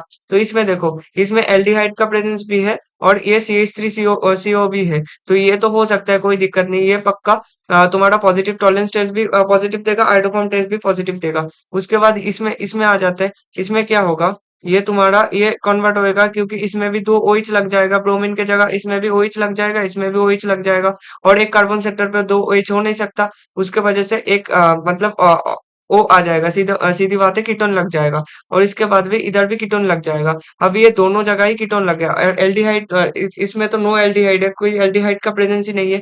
अगर एल्डिहाइड का प्रेजेंस नहीं है, तो ये तो टॉलरेंस टेस्ट में पॉजिटिव टेस्ट नहीं देगा, तो बी ऑप्शन तो गलत है। इसके बाद ये रिएक्शन पे चल जाता है। ये रिएक्शन भी सेम होगा, इसमें भी कीटोन आ जाएगा, और इसमें क्या आएगा, इसमें एल्डिहाइड आएगा। तो इसमें एल्डिहाइड पे प्रेजेंस है और कीटोन भी प्रेजेंस है, एल्डिहाइड और कीटोन दोनों प्रेजेंस है। मतलब ये positive Tollens test, iodoform test दोनों दे देगा। तो ये सी ऑप्शन भी करेक्ट है। और इसके बाद नेक्स्ट क्वेश्चन ये है, तो ये किस में कन्वर्ट हो जाएगा, ये इसमें कन्वर्ट हो जाएगा। तो ये क्या है, ये इसमें तो ये CH3 मतलब 3 अल्फा हाइड्रोजन का प्रेजेंस भी है, उसके साथ साथ एल्डिहाइड ग्रुप का भी प्रेजेंस है। तो ये भी टॉलरेंस टेस्ट और आइडोफॉर्म टेस्ट दोनों दिखाएगा। तो सेकंड का जो करेक्ट ऑप्शन होगा ये होगा A C and D, ठीक है। इसके बाद चलते हैं थर्ड क्वेश्चन पे। थर्ड क्वेश्चन में पूछा है कि which of the following statement are false. तो PtCl2 और वो भी cis form is optically active. तो सिस फॉर्म बोला है और trans form is optically inactive. तो ये PtCl2 NH3 whole 4, NH3 NH3 NH3 और ये NH3, ठीक है। ये सिस फॉर्म है, ये सिस प्लेटिन है, ठीक है। और ये क्या है, तुम्हारा ट्रांस है। तो इधर क्लोरीन लगा दो, इधर क्लोरीन लगा दो, और ये एमोनिया इधर है, NH3, ये NH3, ये NH3। तो एक सेकंड के लिए तुम्हें पता है कि एक सेकंड के लिए ये मान लो कि ये चारों एक प्लेन में है। और ये चारों अगर एक प्लेन में है, तो इधर से ही तुम प्लेन ऑफ सिमेट्री लगा दो। इधर से ही जब तुम प्लेन ऑफ सिमेट्री लगा दोगे, तो ये NH3 के उल्टे साइड में 180 डिग्री रोटेशन में NH3 आएगा। तो ये दोनों 180 डिग्री में आएगा। तो इसके ऊपर से तो प्लेन ऑफ सिमेट्री जा रहा है। और ये अगर ये समझ नहीं आ रहा है, तो ये NH3 तो ये और ये दोनों के बीच से, ये दोनों के बीच से ये कर दो, तो ये दोनों क्लोरीन भी मिरर इमेज बन जाएगा। तो ये भी प्लेन ऑफ सिमेट्री से, मतलब प्लेन ऑफ सिमेट्री इसमें प्रेजेंट है। तो ये सिस्प्लेटिन क्या है, ऑप्टिकली इनएक्टिव, ऑप्टिकली इनएक्टिव। तो ये जो पहला स्टेटमेंट है ये फॉल्स है, ये फॉल्स स्टेटमेंट है, मतलब सही सही है, क्योंकि फॉल्स पूछा है इसमें। और ये तो ट्रांस है, ट्रांसपोजिशन है, तो इसमें से एक प्लेन ऑफ सिमेट्री इधर से भी काट कर दो। तो एमोनिया एमोनिया दोनों तो तुम्हारा दोनों 180 डिग्री प्रेजेंस में, मतलब मिरर इमेज आएगा। तो इधर से भी प्लेन ऑफ सिमेट्री जा रहा है, कोई दिक्कत नहीं, ठीक है। तो पहला स्टेटमेंट फॉल्स है। इसके बाद बोला है कि Fe C2O4 3 माइनस, ठीक है। Fe C2O4 3 माइनस क्या बोला है कि Fe, तो तुम्हारा ऑक्सैलेट जो होता है ये ऐसा होता है, ठीक है। ये ऐसा एक गया, हम्म, एक ऐसा गया, और ये एक तुम्हारा ऐसा जाएगा, ठीक है। ये तीनों Fe3+ के प्रेजेंस में ये ऑक्सैलेट होता है। और ऑक्सैलेट में क्या होता है कि in geometrical isomerism does not exist well optical isomerism exist, ठीक है। देखो ये जो स्ट्रक्चर तुम्हें दिख रहा है ना, ये स्ट्रक्चर पक्का है क्योंकि इसमें से कोई प्लेन ऑफ सिमेट्री, कोई सेंटर ऑफ सिमेट्री, कोई भी तुम कोई भी सिमेट्री एलिमेंट्स नहीं पास कर सकते। Symmetry elements are not present. अगर कोई सिमेट्री एलिमेंट इसमें प्रेजेंट नहीं है तो ये तो पक्का ऑप्टिकली एक्टिव होगा, कोई दिक्कत नहीं। और ऑप्टिकली एक्टिव मतलब ये ऑप्टिकल आइसोमरिज्म, अगर इसका कोई पर्टिकुलर एक वाला मतलब एक को लेके तुम ऑप्टिकल आइसोमरिज्म चेक करोगे तो इसका पक्का आएगा। मगर इसका जब तुम मिला लोगे मतलब इसका तुम कंसिडर करोगे पूरा। Shit. हाँ इसका, अगर इसका बोला है कि इसका ऑप्टिकल आइसोमरिज्म तो इसका एग्जिस्ट करता है, ऑप्टिकली एक्टिव है, कोई दिक्कत नहीं। मगर बोला है कि geometrical isomerism does not exist, तो इसका कोई जियोमेट्रिकल आइसोमरिज्म एग्जिस्ट नहीं करता। तो सीधे बात है। और एक और ये जान लो कि ये ऑप्टिकल जियोमेट्रिकल आइसोमरिज्म मतलब इसका कोई मतलब सिस्टेंस इसका कुछ नहीं हो सकता क्योंकि ये बाइडेंडेड लिगेंड है, ये और कोई पोजीशन पे एग्जिस्ट नहीं कर सकता है। मतलब ये इसका जियोमेट्रिकल आइसोमरिज्म एग्जिस्ट नहीं करता, तो बी स्टेटमेंट तो ट्रू स्टेटमेंट है, ये सही है। तो ये सही है मतलब ये काउंट नहीं होगा। इसके बाद बोला है कि एम एबीसीडी चारों लिगेंड है, ये स्क्वायर प्लेनर लिगेंड है, which exhibit both optical as well as geometrical isomerism. देखो ये ए बी सी डी ये एक प्लेन में रहता है, और अगर एक प्लेन में रहता है ये अच्छे से प्लेन ऑफ सिमेट्री पास हो जाता है, तो इस ये तो ऑप्टिकल शो करेगा ही नहीं। तो ये स्टेटमेंट भी फॉल्स है क्योंकि इसमें बोला है कि एग्जिबिट बोथ ऑप्टिकल, ये तो होगा नहीं। इसके बाद बोला है कि एक सेकेंड, हाँ तो ठीक है, M A B C D tetrahedral complexes मतलब M A B C D complexes exhibit optical isomerism can not be observe. और इससे अच्छे से पता है कि इसमें ऑप्टिकल आइसोमरिज्म ऑप्टिकल आइसोमरिज्म होने के लिए क्या होना पड़ता है, tetrahedral complexes optical isomerism can not be observe. तो ये तो तुम्हारा ट्रू स्टेटमेंट है क्योंकि टेट्राहेड्रल कॉम्प्लेक्स है। तुम इधर से अगर एक प्लेन को खींचोगे तो बी का ऑपोजिट में तो डी नहीं आएगा, या फिर अगर बी और डी को लेके खींच दो तो ए के ऑपोजिट में तो सी नहीं आएगा। तो ये स्टेटमेंट तो ट्रू स्टेटमेंट है, तो इसका जो करेक्ट ऑप्शन होगा ये क्या क्या होगा, इसका करेक्ट स्टेटमेंट आएगा। इसका करेक्ट स्टेटमेंट तो दो ही आ रहा है ना, फिर ए वाला आ रहा है। हम्म फॉल्स बोला है, कैन नॉट बी ऑब्जर्व, ठीक है ना। कैन नॉट बी ऑब्जर्व मतलब ट्रू स्टेटमेंट हुआ। अच्छा, ऑप्टिकल आइसोमरिज्म इसमें ऑब्जर्व हो रहा है, मतलब सॉरी, ऑब्जर्व हो रहा है मतलब ये सही स्टेटमेंट है, तो इसका false statement A C and D है, ठीक है। ठीक है, इसका इसका कोई पीओएस वगैरह सीओएस वगैरह कुछ नहीं आता, तो ये ऑप्टिकली एक्टिव होगा, ऑप्टिकली एक्टिव, ठीक है। इसके बाद चलते हैं फोर्थ क्वेश्चन पे। फोर्थ क्वेश्चन में बोला है कि which are the true about NH2 minus ammonia and NH4 plus. अब NH2 माइनस एमोनिया और NH4 कैसे बनता है कि एमोनिया था, एमोनिया को जब तुम H प्लस के प्रेजेंट पे कर दोगे तो ये क्या बन जाएगा, एमोनिया कैसा होता है, एमोनिया होता है एक ट्राइगोनल प्लेनर, और ये NH4 क्या होगा, NH4 तुम्हारा होगा सीधा बात है टेट्राहेड्रल, ठीक है। और NH2 माइनस मतलब इसको जब तुम OH माइनस से अटैक करोगे ये एक एसिडिक हाइड्रोजन को लेके भाग जाएगा, तो इसमें दो लोन पेयर आ जाता है और दो ऐसे हाइड्रोजन आ जाएगा, ठीक है। तो इसमें पूछा है नाइट्रोजन का हाइब्रिडाइजेशन, तो इसके इसमें हाइब्रिडाइजेशन क्या होगा, इसमें भी दो लोन पेयर है, दो बॉन्ड पेयर है, इसके इसमें भी एक लोन पेयर तीन बॉन्ड पेयर है, इस पे भी sp3 आएगा, और इसका तो चारों बॉन्ड पेयर है, इसका भी sp3 आएगा, तो तीनों का हाइब्रिडाइजेशन तो सेम है, तो कोई दिक्कत नहीं, तीनों का हाइब्रिडाइजेशन सेम है। Number of lone pair of electron, number of lone pair of electrons of nitrogen, तो इसका लोन पेयर कितना होगा, इसका लोन पेयर दो है, इसका लोन पेयर एक है, इसका जीरो है, तो ये तो सेम नहीं होगा, ये तो गलत हो गया। Molecular geometry that is shape is different, shape तो इसका अलग अलग होगा, इसका क्या होगा, इसका शेप होगा बेंड शेप, इसका क्या होगा, इसका होगा ट्राइगोनल प्लेनर, सॉरी हाँ इसका क्या होगा, ट्राइगोनल पिरामिडल शेप होगा, और इसका क्या होगा, इसका तो टेट्राहेड्रल ही होगा। कोई तुम्हारा लोन पेयर का प्रेजेंस नहीं तो हाइब्रिडाइजेशन जो होता है वही शेप बन जाता है, तो ये शेप तो डिफरेंट होगा, कोई दिक्कत नहीं। अब bond angle of NH2 minus NH3 NH4 plus, NH4 का कितना होगा 109 डिग्री 28 मिनट, या फिर 109.5 डिग्री बोल सकते हो, कुछ भी बोल सकते हो। तो इसके साथ NH3 इसमें एक लोन पेयर है, तो ये तो थोड़ा रिपल्शन करेगा, तो इसमें थोड़ा सा घट के 107 डिग्री के आसपास आ जाता है, और इसमें कितना आता है, अगर वाटर का ही मान लो तो 104 डिग्री के करीब आता है, तो ये बॉन्ड एंगल का ऑर्डर तो सही है, तो D option option is the correct option, ठीक है, क्योंकि इधर दो लोन पेयर है तो ये ज्यादा रिपल्शन शो करता है, मतलब इसके बीच में रिपल्शन बहुत ज्यादा होता है, तो ये थोड़ा सा इसमें डोमिनेट हो जाता है, और एच का थोड़ा सा कम हो जाता है, मतलब ये एन एच बॉन्ड एंगल, ठीक है। इसके बाद चलते हैं फिफ्थ क्वेश्चन पे। फिफ्थ क्वेश्चन में क्या बोला है कि first dissociation constant of malic acid is higher than that of the first dissociation constant of fumaric acid. अब मैलिक एसिड क्या है? Malic acid, sorry, malic acid क्या होगा? C double H double bond C double H, और इधर इधर शायद दो हाइड्रोजन या फिर दो मिथाइल ग्रुप रहेगा, कुछ रहेगा, जस्ट फॉर अ मिनट, ऐसे ही कुछ रहेगा।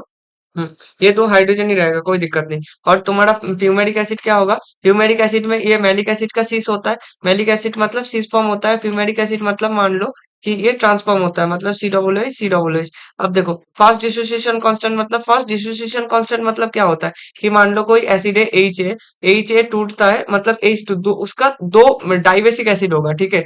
तो डाइबेसिक एसिड मतलब पहले टूटेगा H plus plus H A minus में टूटेगा, ये फास्ट डिसोसिएशन कांस्टेंट की ये माने, और फिर से ये टूट के टू एच प्लस बना देता है और ए टू माइनस बना देता है, और ये होता है के ए टू। अब फास्ट डिसोसिएशन कांस्टेंट बोला है, मतलब एक का हाइड्रोजन जाएगा, एक का मतलब मान लो कि मैलिक एसिड का चला जाएगा, ये है तुम्हारा मैलिक एसिड का, और ये तुम्हारा क्या है? फ्यूमेरिक एसिड का, ठीक है। मैलिक एसिड का चला गया तो एक का तुम्हारा सी डबल वन रहा, सी ओ ओ माइनस हो गया, एक का सी ओ माइनस हो गया, और ये तुम्हारा हाइड्रोजन, ये हाइड्रोजन था, और एक का देखो, इसका तो OH रहेगा ही ना। और ये दोनों O माइनस और हाइड्रोजन के बीच में क्या होगा? इस O माइनस और हाइड्रोजन के बीच में तुम्हारा हो जाएगा हाइड्रोजन बॉन्डिंग, इन दोनों के बीच में हाइड्रोजन बॉन्डिंग हो जाएगा। तो इसका जो फास्ट डिसोसिएशन कांस्टेंट होगा मैलिक एसिड का, ये मैलिक एसिड चाहेगा कि इसका पहला हाइड्रोजन निकल जाए, इसका अगर पहला हाइड्रोजन निकल जाएगा तो ये अच्छा होगा, ये फेवरेबल होता है, तो इसका फास्ट डिसोसिएशन कांस्टेंट जो होगा वो तगड़ा होता है, मतलब वो अच्छे से फेवर करता है कि हाइड्रोजन, एक हाइड्रोजन निकल जाए। तो fast dissociation constant of malic acid ये तो ग्रेटर होता है, क्योंकि फ्यूमेरिक एसिड का एक हाइड्रोजन को निकाल लो, फ्यूमेरिक एसिड का एक हाइड्रोजन को निकाल लो तो ये सीओ माइनस होगा, और ये जो हाइड्रोजन है ये कोई एक्स्ट्रा स्टेबिलिटी, इधर तो एक्सटेंडेड कोई स्टेबिलिटी नहीं आ रहा है, एक्सटेंडेड कोई अगर स्टेबिलिटी नहीं आ रहा है तो इसका तो फर्स्ट डिसोसिएशन कांस्टेंट सही है। इसके बाद बोला है कि second dissociation constant of fumaric acid is higher than of the second dissociation constant.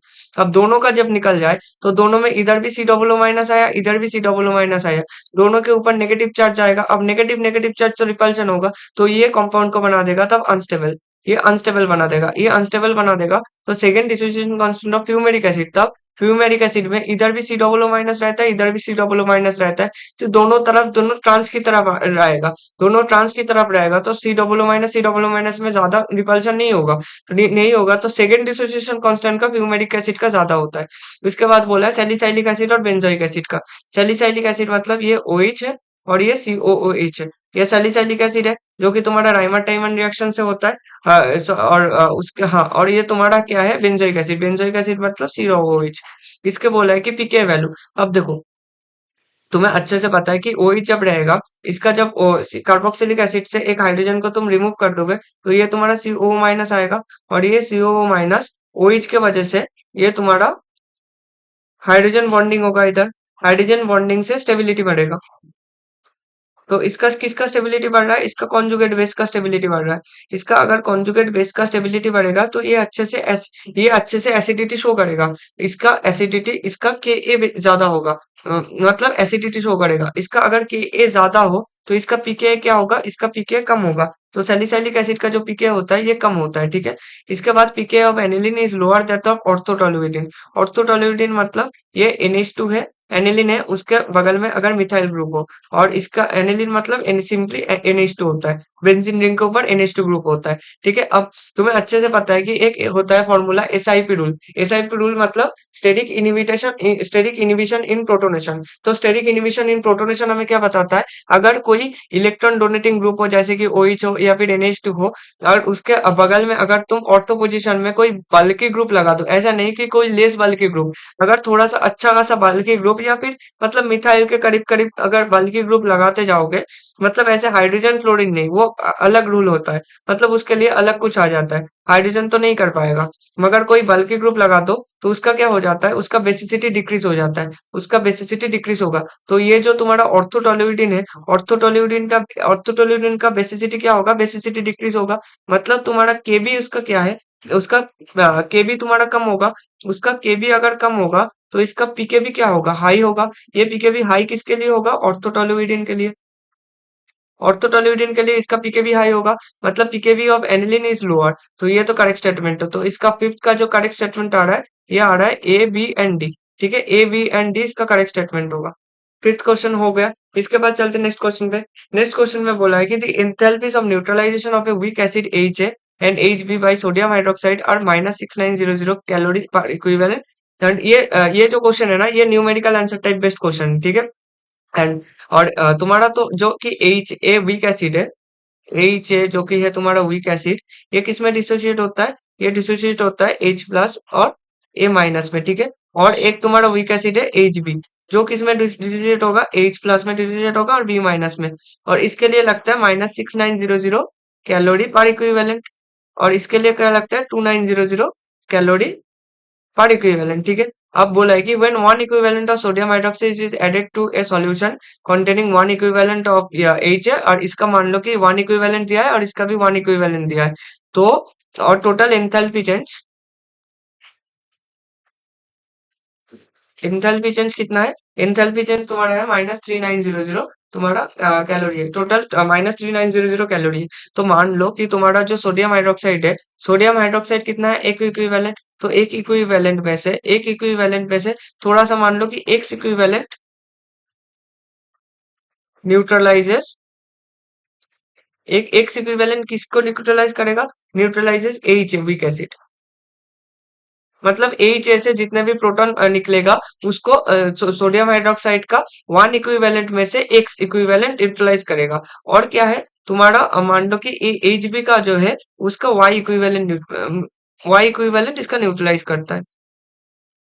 और तुम्हारा total neutralization, total equivalent of sodium hydroxide present क्या है, एक तुम्हारा वन है। तो एक्स प्लस वाई मिला के वाई वन होगा, ये तो पक्का पता है ना, एक्स प्लस वाई, क्योंकि वन इक्विवेलेंट में से ही थोड़ा मोल्स ऑफ सोडियम हाइड्रोक्साइड जाके कुछ ए से जितना भी H प्लस निकल रहा है उसको न्यूट्रलाइज कर रहा है। और कुछ आयंस क्या कर रहा है कि एच बी जो जितने भी एसिड से वीक एसिड से जितना भी तुम्हारा H प्लस आ रहा है, वो तुम्हारा Y इक्विवेलेंट जाके उसको न्यूट्रलाइज करता है। तो x plus Y equal to one होगा, कोई दिक्कत नहीं। अब तुम्हारा एंथैल्पी चेंज में देखो, एंथैल्पी चेंज में क्या बोला है कि मान लो पहले को x दिया है तो -6900 इंटू एक्स, तुम्हारा प्लस क्या होगा, plus -2900 into Y equal to किसके बराबर होगा, -3900। तो इधर से क्या आएगा, 69x minus plus 29y is equal to 39।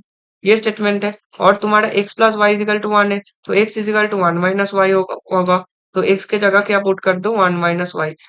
और तुम्हारा पूछा क्या है, x प्लस वाई का वैल्यू पूछा है, +29y इजिकल टू 39।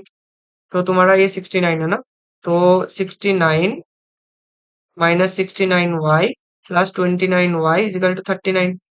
69 माइनस, तो ये तो होगा तुम्हारा 40y, 40y is equal to 39 minus 69 होगा। सॉरी, ये माइनस आएगा।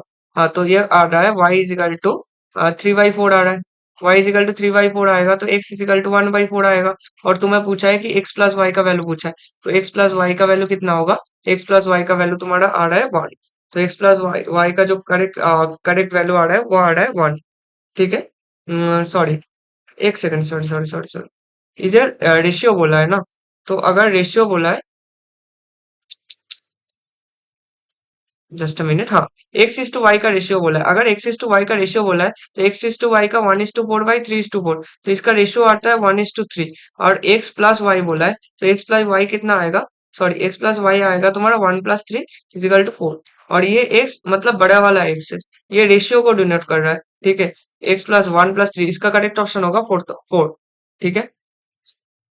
इसके बाद चलते नेक्स्ट क्वेश्चन पे। नेक्स्ट क्वेश्चन में बोला है कि 50, ये थोड़ा सा ना ट्रिकी क्वेश्चन है, ये थोड़ा सा देख लेना। मतलब क्वेश्चन सॉल्व करने से पहले क्वेश्चन को रीड करना बहुत एसेंशियल होता है। कि 50 ml of 0.1 molar copper sulphate solution is electrolysed with a current of 0.965 angstrom and तुम्हारा ampere and a period of 200 second. तो द रिएक्शन एट इलेक्ट्रोड, तो कैथोड का रिएक्शन क्या होता है? कैथोड में ऑक्सीडेशन होता है। कैथोड में क्या दिया है कि सॉरी रिडक्शन होता है। कॉपर दो इलेक्ट्रॉन को लेके कॉपर क्या हो रहा है? कॉपर रिड्यूस्ड हो रहा है। और एनोड में होगा ऑक्सीडेशन। एनोड क्या होगा? एनोड में वाटर ब्रेकडाउन हो रहा है ऑक्सीजन में, और ऑक्सीजन प्लस 4 प्रोटॉन आ रहा है और 4 इलेक्ट्रॉन छोड़ रहा है। ठीक है, तो ये जो दोनों रिएक्शन है, और तुम्हें बोला है कि assuming no change in volume, कोई वॉल्यूम का चेंज नहीं हुआ in electrolysis, calculate the decimolar concentration of SO4 minus. अब देखो 50 ml of 50 ml of 0.1 molar copper sulphate solution था। अब कॉपर सल्फेट सॉल्यूशन किस में टूटेगा? कॉपर 2 प्लस में टूटेगा, जो कि कैथोड में जाके रिड्यूस होगा। और SO4 माइनस आ रहा है। अब SO4 माइनस में तुम्हें रिएक्शन जो दोनों हाफ सेल रिएक्शन दिया है, ये एक हाफ सेल रिएक्शन है ना, ये एक हाफ सेल रिएक्शन है, ये अदर हाफ सेल रिएक्शन है। ये दोनों तुम्हारा जो हाफ सेल रिएक्शन है, इधर तुम्हें कहीं भी दिख रहा है कि सल्फेट आयंस टूट रहा है, सल्फेट आयंस का कुछ हो रहा है, ऑक्सीडेशन चेंज का कुछ घट रहा है, बढ़ रहा है, कुछ नहीं हो रहा है। तो सल्फेट आयंस ये तो फिक्स्ड है ना, ये फिक्स्ड है, ये कांस्टेंट है। इसका अगर कुछ नहीं हो रहा है, ये फिक्स्ड है, कांस्टेंट है, तो इसका कॉन्सेंट्रेशन भी, concentration should not be affected, इसका कॉन्सेंट्रेशन भी इफेक्ट नहीं होगा। तो इसका पूछा है कि तो इसका डेसिमोलर कॉन्सेंट्रेशन पूछा है। तो इसका नॉर्मल कॉन्सेंट्रेशन कितना है? नॉर्मल कॉन्सेंट्रेशन है 0.1, और इसका डेसिमोलर कॉन्सेंट्रेशन कितना होगा? डेसिमोलर मतलब 10 से मल्टीप्लाई कर दो इंटू 10, मतलब 1 होगा। तो इसका जो डेसिमोलर कॉन्सेंट्रेशन होगा ये 1 होगा। ठीक है, इसके बाद चलते हैं हम लोग नेक्स्ट क्वेश्चन पे। नेक्स्ट क्वेश्चन में बोला है कि ये तुम्हारा सॉलिड स्टेट का क्वेश्चन है। In the if the number of nearest neighbours, next nearest and next to next nearest, third nearest are X Y and Z for body centred cubic cell, then the correct value of X Y Z are. देखो ये question ना, मैं थोड़ा सा, ये advantage होता है online teaching का। ठीक है, तुम इधर कुछ भी मतलब कलर्स यूज कर सकते हो। देखो पहले थोड़ा सा समझने की कोशिश करो। तो पहले तो थोड़ा सा समझाऊंगा, उससे हो जाएगा। मगर मैं थोड़ा सा डिटेल में भी समझा दूंगा, क्योंकि इससे बच्चों को सबसे ज्यादा डर होता है। देखो ये तुम्हारा एक है, ये तुम्हारा एक क्यूब है। अब बीसीसी मतलब क्या होता है? एक इधर आएगा, एक इधर आएगा, हाँ, एक बीच में रहेगा, और चारों मतलब आठों जो तुम्हारा कॉर्नर्स है, उसमें एक एक एक एक करके रह जाएगा। ठीक है, तो तुम्हारा पहला नियरेस्ट, सबसे नियरेस्ट कौन होता है? अब देखो कुछ लोगों को लग रहा है कि ये सबसे नियरेस्ट होगा, इसका डिस्टेंस क्या है? ए है। और ये तुम्हारा जो बॉडी सेंटर होता है, बॉडी सेंटर, बॉडी डायगोनल का लेंथ कितना होता है? A√3। और A√3 और बीच में रहता है, तो ये A√3/2 है ना। तो ये √3 का वैल्यू कितना है? 1.732। और इसके जब तुम 2 से डिवाइड करोगे तो 0.93 ए आएगा। 0.93 ए, और ए से सबसे ज्यादा क्या है? 0.93 ए कम होगा। तो सबसे नियरेस्ट कौन होगा? जो तुम्हारा नियरेस्ट नेबर होगा वो, जो तुम्हारा नियरेस्ट नेबर होगा, नियरेस्ट नेबर कौन होगा? नियरेस्ट नेबर होगा जो कि तुम्हारा है बॉडी डायगोनल में। तो जो तुम्हारा बॉडी डायगोनल में प्रेजेंट होगा वो नियरेस्ट नेबर है। अब नियरेस्ट नेबर कितना प्रेजेंट है? अब अगर तुम देखोगे, हम्म, इधर देख लो कि ये तुम्हारा मान लो कि एक है तुम्हारा क्यूब। तो इसमें ये बॉडी डायगोनल है। अब देखो इसको अगर तुम कंसिडर करोगे, ये तुम्हारा रिस्पेक्टेबल, ये जो ब्लैक कलर से मैं मेंशन कर रहा हूँ, अच्छे से ड्रॉ कर लेता हूँ।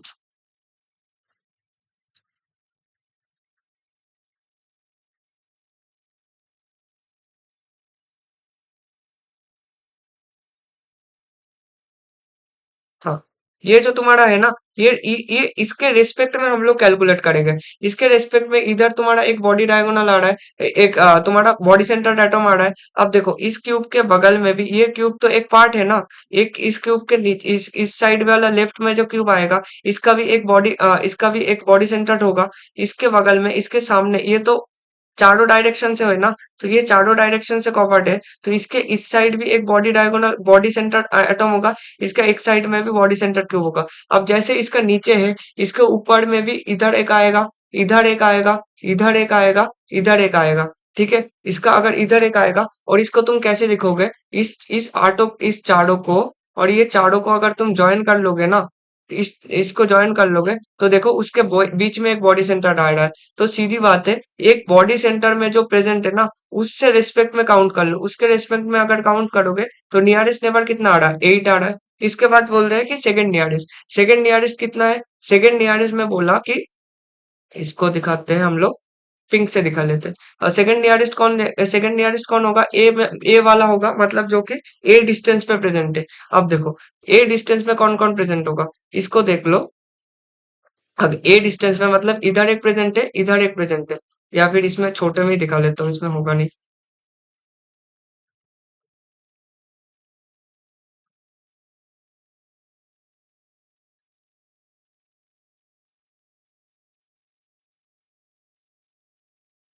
ये तुम्हारा क्यूब है। अब क्यूब का मान लो कि इधर एक प्रेजेंट है एटॉम, ठीक है। अब सेकंड नियरेस्ट कौन होगा, जो कि ए डिस्टेंस में, मतलब इधर भी एक प्रेजेंट है, इधर भी एक प्रेजेंट है। तो अगर ये इसमें 3 आ रहा है, देखो ये भी तो ए डिस्टेंस पे प्रेजेंट है ना। अब देखो इधर एक आएगा तो इसके रेस्पेक्ट में ये इधर जो है, इधर भी आएगा और इधर आएगा, मतलब पीछे की साइड आ रहा है तो सामने के साइड जो ए डिस्टेंस में प्रेजेंट है ये भी आएगा। अब नीचे की साइड जा रहा है तो ऊपर की साइड भी होगा, ठीक है। तो ये भी ए डिस्टेंस पे होगा। तो नियरेस्ट सेकंड नियरेस्ट एटम कितना आ रहा है, सेकंड नियरेस्ट जो आ रहा है, सेकंड नियरेस्ट एटम जो आ रहा है वो कितना आ रहा है, 6 आ रहा है, ठीक है। ये दोनों समझ गए। इसके बाद क्या आ रहा है, इसके बाद पूछ रहा है कि थर्ड नियरेस्ट कौन होगा। अब थर्ड नियरेस्ट निकालने के लिए मैं ग्रीन चूज करते हूँ, ठीक है। थर्ड नियरेस्ट कौन होगा, ये ए हो गया। ये क्या हो गया, 0.93 में हो गया। इसके बाद क्या है, ये जो तुम्हारा डायगोनल है, face diagonal A root two size में होता है, मतलब 1.414 ए। और तुम्हारा ये फिक्स डायगोनल तो नहीं है, मतलब बॉडी डायगोनल से थोड़ा सा कम होता है, तो 1.1। तो थर्ड नियरेस्ट एटम जो होगा, थर्ड नियरेस्ट एटम जो होगा ये फेस डायगोनल पे होगा, फेस डायगोनल पे आएगा। तो देखो ये तुम्हारा छोटा सा एक क्यूब था, ये फेस डायगोनल था। अगर मान लो कि ये तुम्हारा ऑन रेस्पेक्ट तुम्हारा है, तो इसका फेस डायगोनल में ये जाएगा, एक हो गया। इसका फेस डायगोनल में ये जाएगा, दो हो गया। और इसका फेस डायगोनल में ये आ गया। तो इधर से तो तीन दिख रहा है, देखो। आप ये इस तीनों को अच्छे से देख लो। एक तुम्हारा क्या जा रहा है, एक तुम्हारा ऑन द प्लेन जा रहा है। अगर ऑन द प्लेन जा रहा है इस साइड, तो इसका इसका बगल में भी होगा, ऑन द प्लेन जाएगा। और इसका मतलब इसका ऑन द प्लेन बोल रहा हूँ, जो कि ऑन द प्लेन का ये है। और अगर इसका इस साइड आ रहा है, तो इसका एक्सटेंडेड एक क्यूब भी होगा, जिसका फेस डायगोनल भी होगा, जिसका ये होगा। तो ये भी जाएगा उस साइड में। तो ये तो ऑन द प्लेन कितना आया, ऑन द प्लेन जितना भी ग्रीन कलर का था, on the plane green colour का था, वो चारों चारों क्या है, ए रूट टू डिस्टेंस पे है। अब इसके बाद ना मैं कलर चेंज करता हूँ। इसके बाद क्या आ रहा है, इसके बाद मान लो कि नीचे की साइड जा रहा है। नीचे की साइड क्या आ रहा है, जो तुम्हारा इस क्यूब था, इस क्यूब में ही तुम्हारा दो दिख रहा है, इस क्यूब में दो दिख रहा है। इसके बाद क्या आएगा, इधर आएगा एक नीचे वाला साइड में। और इधर है, अगर इधर है तुम्हारा, तो इधर भी आएगा और इधर भी आएगा। तो नीचे के साइड में कितना जा रहा है, नीचे के साइड में तुम्हारा आ रहा है चार, सॉरी ये नहीं है। हाँ, नीचे के साइड में कितना आ रहा है, नीचे के साइड में भी चार आ रहा है। तो नीचे के साइड में तुम्हारा बिलो द प्लेन कितना आ रहा है, बिलो द प्लेन तुम्हारा आ रहा है 4, ठीक है। बिलो द प्लेन तुम्हारा 4 आएगा। और उसके बाद तुम्हारा अबव द प्लेन आएगा। और नीचे के अगर तुम्हारा ऑन प्लेन 4 आ रहा है, बिलो द प्लेन 4 आ रहा है, तो अबव द प्लेन भी कितना आएगा, अबव द प्लेन भी तुम्हारा जाएगा 4। तो टोटल मिला के टोटल 12 आएगा। अब पूछा है कि एक्स वाई बाई जेड पूछा है, तो एक्स का वैल्यू कितना है 8, वाई का 6 और 12 का 12 है। तो 48/12 इजिकल टू 12, सॉरी 4। इसके बाद चलते हैं नेक्स्ट क्वेश्चन पे। नेक्स्ट क्वेश्चन क्या बोला है, how many of the following compounds do not show any reaction with bromine, sodium metal and H2 क्रोमिन। अब ब्रोमीन से कौन रिएक्शन करता है, ब्रोमीन से मैंने आज दिखा है कि ये इससे रिएक्ट करता है कोई एल्किन सिस्टम, कोई एल्किन सिस्टम इसके साथ रिएक्ट कर लेता है। तो ये जी वाला पूछा है कि do not show any reaction. अब पहले देख लेते हैं कौन कौन रिएक्ट करेगा। जी में तुम्हारा एल्किन दिख रहा है, तो ये तो पक्का अटैक कर लेगा, कोई दिक्कत नहीं। तो अब सोडियम मेटल किसके साथ अटैक करता है, सोडियम मेटल अगर कोई एसिडिक हाइड्रोजन का प्रेजेंस हो ना, एसिडिक हाइड्रोजन का प्रेजेंस हो, ये सोडियम मेटल को ले लेता है क्योंकि इसमें सिंगल इलेक्ट्रॉन ट्रांसफर हो जाता है। तो ये एसिडिक हाइड्रोजन बी, तो ये अल्कोहल है, ये तो एसिडिक हाइड्रोजन को ले लेगा क्योंकि इलेक्ट्रोनेगेटिव एटम है। डी भी चला जाएगा, ई एफ तुम्हारा एच है, एच भी चला जाएगा, आई भी चला जाएगा, और ये कार्बोक्सिलिक एसिड तो जाएगा ही जाएगी। और H two chromate, sorry sorry sorry sorry sorry,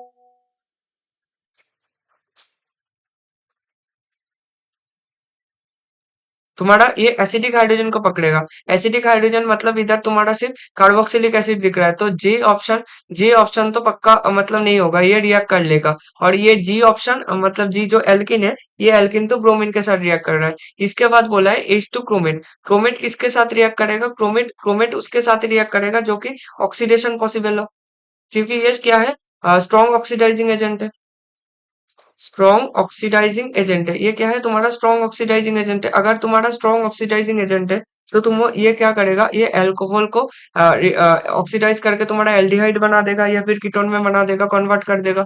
ये ऐसे ही करेगा। तो तुम्हारा ये अल्कोहल तो रिएक्ट कर देगा, और ये भी अल्कोहल रिएक्ट कर देगा, ये भी टर्शियरी अल्कोहल है, ये भी रिएक्ट कर देगा, और इसके बाद ये भी रिएक्ट कर देगा। तो तुम्हारा बचेगा क्या, जो कि कहीं भी रिएक्ट नहीं करेगा, थोड़ा सा इथर्स बच जाएगा। मतलब A option, C option, E option, F और के। हाँ, एफ में देखो, ये तो सीधी बात है, ये साइक्लोहेक्सेन है।